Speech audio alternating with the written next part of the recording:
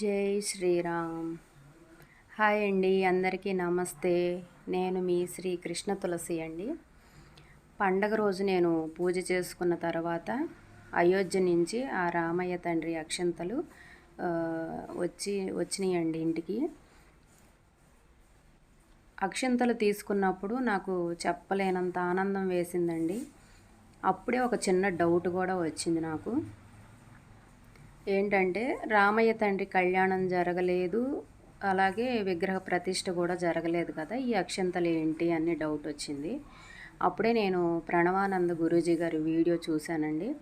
అలాగే కొంతమంది గురువుగారుల వీడియోలు కూడా చూశాను. అప్పుడు నాకు తెలిసిన విషయం ఏంటంటే 500 సంవత్సరాలుగా స్వామివారికి పూజలో ఉపయోగించిన అక్షంతలు స్వామివారి విగ్రహ ప్రతిష్ఠ జరిగే టయానికి ప్రతి ఒక్కళ్ళకి స్వామి ఆశీస్సులు అందాలన్న ఉద్దేశంతో అక్షింతలు పంపిస్తున్నారు. ఈ అక్షింతలు జనవరి 22వ తారీఖు పూజ చేసుకొని ఆ అక్షింతలు తల మీద చల్లుకొని బియ్యంలో కానీ లేదా బీరువాలో కానీ పెట్టుకోవచ్చంటండి. అలాగే 5 దీపాలు కూడా వెలిగించుకోవాలంట. 5 దీపాలు, 2 దీపాలు స్వామివారి దగ్గర, అలాగే 2 దీపాలు సింహద్వారం దగ్గర, 1 దీపం తులసమ్మ దగ్గర. అలా కుదరని వాళ్ళు 5 దీపాలు స్వామివారి దగ్గరే వెలిగించుకోవచ్చు అన్నారు. నాకైతే చాలా సంతోషంగా అనిపించిందండి. పండగ రోజు ఇట్లా స్వామివారి అక్షింతలు ఇంటికి రావటం అయితే నాకు చాలా గొప్పగా అనిపించింది.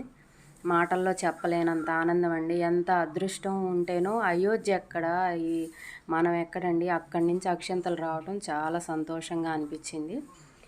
నేనైతే ఇట్లా పూజలో పెట్టుకున్నానండి.